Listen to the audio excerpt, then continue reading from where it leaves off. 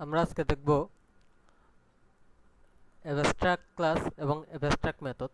তো abstract class এবং abstract method দেখার জন্য আমি এখানে একটা প্যাকেজ ক্রিয়েট করব, নিউ প্যাকেজ। এখান থেকে প্যাকেজের নাম দিলাম com dot Jahangir dot ABS, abstract class অথবা অ্যাবস্ট্রাক্ট মেথড দেখব। দেন এটাকে ফিনিশ করলাম। এখন এটার মধ্যে আমি একটা কটলিন ফাইল নিব, নিউ আদার্স সেকশন থেকে আমার কটলিন ফাইল নিতে হবে। নেক্সট, কটলিন ফাইলের একটা নাম দিতে হবে অ্যাবস্ট্রাক্ট ডেমো।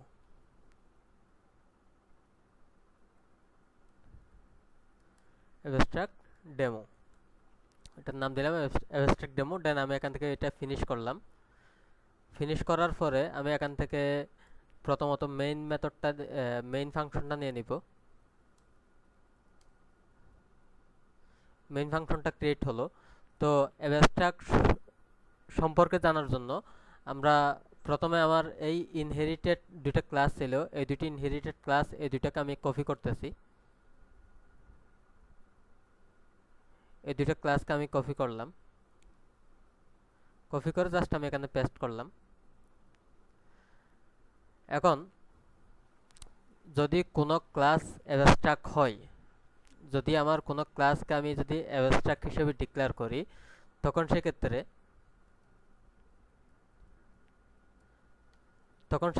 যদি কোনো ক্লাসকে অ্যাবস্ট্রাক্ট হিসেবে ডিক্লেয়ার করি, তখন সেক্ষেত্রে মনে করেন আচ্ছা আমি এখান থেকে আমার যে কনস্ট্রাক্টরগুলো ছিল এগুলোকে আমি বাদ দিয়ে দিচ্ছি। এটাকে আমি কনস্ট্রাক্টরটাকে বাদ দিয়ে দিলাম। একইভাবে আমার তাহলে এখানে কনস্ট্রাক্টরকে বাদ দিয়ে দিলে আমার এখানে যেটা লিখতে হবে, আচ্ছা এখান থেকেও আমি কনস্ট্রাক্টরটা উঠাই দিলাম। আশা করি আর কোনো ভুল থাকার কথা না, ভুল নাই। সো অ্যাবস্ট্রাক্ট ক্লাসের একটা বিশেষ বৈশিষ্ট্য হচ্ছে অ্যাবস্ট্রাক্ট ক্লাসের মধ্যে অ্যাবস্ট্রাক্ট মেথড এবং নন অ্যাবস্ট্রাক্ট মেথড দুই ধরনের মেথডই অবস্থান করতে পারে। তো যদি আমার কোনো ক্লাস অ্যাবস্ট্রাক্ট হয়, তখন সেক্ষেত্রে ওই অ্যাবস্ট্রাক্ট ক্লাসটা ইমপ্লিসিটলি ওপেন, এটা ফাইনাল, তখন আর ফাইনাল হবে না। কারণ অ্যাবস্ট্রাক্ট ক্লাস, আমরা কোনো ক্লাসকে কেন অ্যাবস্ট্রাক্ট করব, কোনো ক্লাসকে অ্যাবস্ট্রাক্ট করব এই কারণেই, কারণ এই ক্লাসটা ভবিষ্যতে অন্য কোনো ক্লাস দ্বারা ইনহেরিট হবে। যেহেতু অ্যাবস্ট্রাক্ট ক্লাস অন্য কোনো ক্লাস দ্বারা ভবিষ্যতে ইন ফিউচার ইনহেরিট হবে, এই কারণেই এটা ইমপ্লিসিটলি ওপেন। এখানে আমার আর ওপেনটা লিখতে হবে না। আর এর ভিতরে যে মেথডগুলো থাকবে, এর ভিতরে অ্যাবস্ট্রাক্ট ক্লাসের একটা বিশেষ বৈশিষ্ট্য হলো অ্যাবস্ট্রাক্ট ক্লাসের ভিতরে আপনার নন অ্যাবস্ট্রাক্ট এবং অ্যাবস্ট্রাক্ট দুই ধরনেরই মেথড থাকতে পারে। সো আমি এই মেথডটাকে চাইলে আমি অ্যাবস্ট্রাক্ট হিসেবে রাখতে পারি।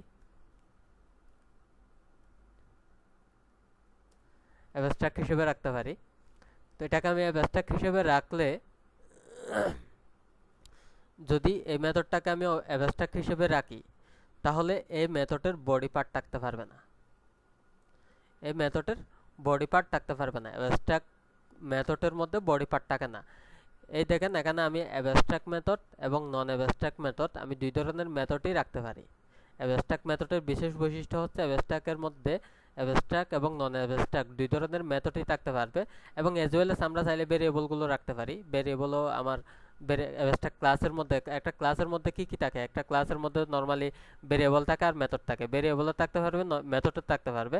আর অ্যাবস্ট্রাক্ট ক্লাসের একটা এক্সট্রা ফিচার হলো, এক্সট্রা বৈশিষ্ট্য হলো, এর মধ্যে আমরা চাইলে অ্যাবস্ট্রাক্ট মেথড রাখতে পারি। অ্যাবস্ট্রাক্ট মেথডের আর একটা স্পেশাল বৈশিষ্ট্য হলো অ্যাবস্ট্রাক্ট মেথডের মধ্যে কোনো বডি পার্ট থাকে না।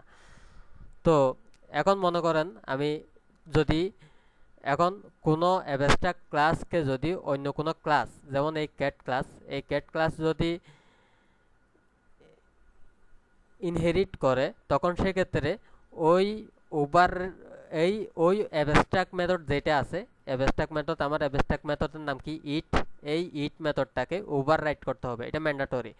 আমি যদি মনে করেন এখান থেকে এই ইট মেথডটাকে ওভাররাইট না করি, না করলে আমার এখানে একটা ইরর দেখাবে।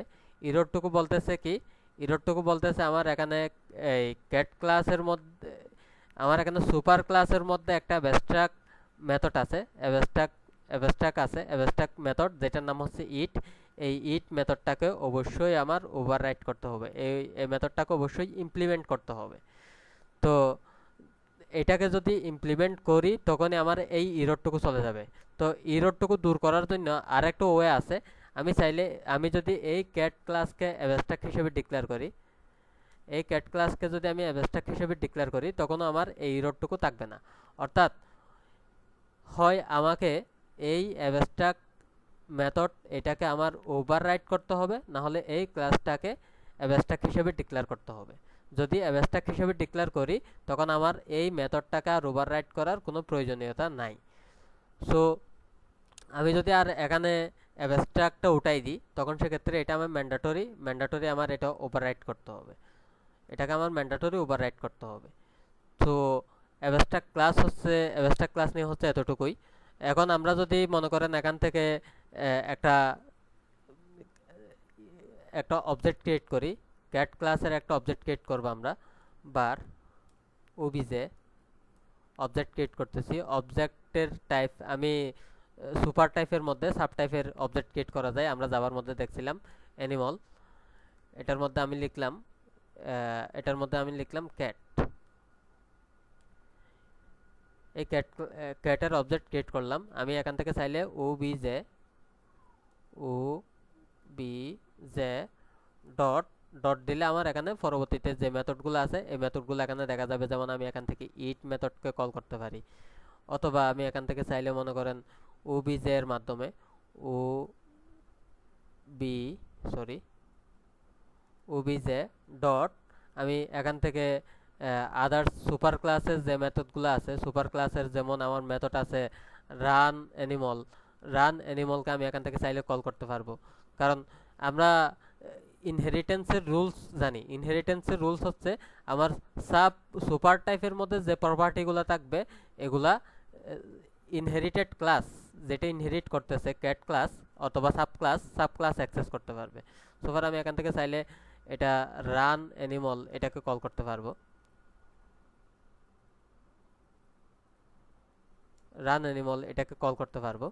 সো এখন আমি যদি এটার আউটপুট হিসেবে দেখে আসি, এখন আরেকটা বিষয় হচ্ছে এই যে এক্স এক্স এবং ওয়াই এই ভেরিয়েবলগুলো তো এখানে নাই, এই ক্যাট ক্লাসের মধ্যে নাই। তাহলে এই এক্স এবং এই ওয়াই সে কোথা থেকে নেবে? ওয়াই আছে বাট জেড নাই। এক্স এবং জেড হচ্ছে সে সুপার ক্লাস থেকে নিয়ে নিবে। তো সুপার ক্লাসের মধ্যে যেহেতু এগুলো আমি ইনিশিয়ালি একটা হচ্ছে জিরো আর একটা নাল দ্বারা ডিফাইন করছি, তাহলে আমার এক্স এবং জেড এর মানগুলা জিরো এবং নাল আসবে। একইভাবে ওয়াই এর মানও আমার জিরো আসবে। তো আমরা এটাকে রান করে আসি, রান এস কটলিন অ্যাপ্লিকেশন। আমরা কটলিন অ্যাপ্লিকেশন এটা রান করলাম।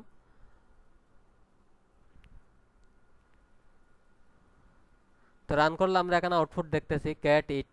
এই ইট মেথডকে যখন কল করলাম তাহলে আমার এখানে এটা আউটপুট দিল ক্যাট ইট। একইভাবে আমার এটা এক্স এর ভ্যালু হচ্ছে কত? জিরো, ওয়াই এর ভ্যালু হচ্ছে জিরো, আর জেড হচ্ছে এটা আমি এমটি স্ট্রিং দ্বারা ডিক্লেয়ার করছিলাম, সো এটা আমার এখানে এমটি দেখাচ্ছে। সো আমি যদি এখানে অন্য কিছু দ্বারা ডিক্লেয়ার করি, যেমন আমি এটা দিলাম মনে করেন এক্স এর একটা ভ্যালু দিলাম 30, আর এখানে আমি দিলাম হ্যালো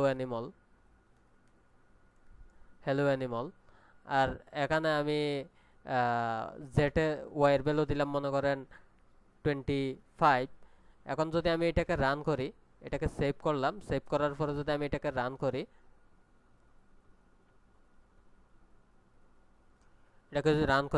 তাহলে আমার এখানে দেখা যাচ্ছে 30, 25 হ্যালো অ্যানিমল এগুলো আমার দেখাচ্ছে। সো আমরা এখান থেকে যেটা শিখলাম অ্যাবস্ট্রাক্ট ক্লাস কি, আমি আর একটু রিভিউ দিচ্ছি। অ্যাবস্ট্রাক্ট ক্লাস হচ্ছে একটা অ্যাবস্ট্রাক্ট ক্লাসের মধ্যে আমার ভেরিয়েবল থাকতে পারে, মেথড থাকতে পারে, এবং এক্সট্রা ফিচার হচ্ছে এখানে অ্যাবস্ট্রাক্ট মেথড থাকতে পারে। অ্যাবস্ট্রাক্ট মেথড তাদেরই বলা হয় যাদের কোনো বডি পার্ট থাকে না। যে মেথডটাকে আমি অ্যাবস্ট্রাক্ট হিসেবে ডিক্লেয়ার করব সেটার আমি চাইলে বডি পার্ট এখানে ডিক্লেয়ার করতে পারবো না। আমি যদি এখানে বডি পার্ট ডিক্লেয়ার করি তাহলে আর এখানে বডি পার্ট যখন ডিক্লেয়ার করলাম তাহলে এখানে বলতেছে কি এখানে এখানে বলা হচ্ছে কি অ্যাবস্ট্রাক্ট ফাংশন ইটের বডি পার্ট থাকতে পারবে না, কারণ এটা হচ্ছে অ্যাবস্ট্রাক্ট। এতটুকুই বলা হচ্ছে। সো আমরা এখানে বডি পার্ট দিতে পারবো না, এখানে বডি পার্ট দেওয়া যাবে না। আর আমরা এখানে চাইলে নন অ্যাবস্ট্রাক্ট মেথড তো রাখতে পারি। নন অ্যাবস্ট্রাক্ট মেথড হচ্ছে যে সকল মেথডের বডি পার্ট থাকবে এবং যার মধ্যে কোনো অ্যাবস্ট্রাক্ট কিওয়ার্ডটা থাকবে না। অ্যাবস্ট্রাক্ট কিওয়ার্ড না থাকলে যে সকল ফাংশনের অ্যাবস্ট্রাক্ট কিওয়ার্ড থাকবে না তাদেরকে বলা হয় নন অ্যাবস্ট্রাক্ট ফাংশন। সো যদি আমার অ্যাবস্ট্রাক্ট ফাংশন, এখানে যদি অ্যাবস্ট্রাক্ট ফাংশন থাকে, যদি আমি এটাকে ওভাররাইট করি কোনো ক্লাস থেকে, যদি এটাকে কোনো ক্লাস থেকে যদি এটাকে ইনহেরিট করা হয়, ইনহেরিট করা হলে আমার ওভাররিডেন ফাংশনটাকে অবশ্যই অ্যাবস্ট্রাক্ট ফাংশনটাকে অবশ্যই ওভাররাইট করতে হবে, এটাকে অবশ্যই ওভাররাইট করতে হবে। সো অ্যাবস্ট্রাক্ট ফাংশন নিয়ে এতটুকুই। ধন্যবাদ সবাইকে সাথে থাকার জন্য। পরবর্তীতে আমরা ইনহেরিটেন্স কনসেপ্টটা দেখব। আজকে এতটুকুই।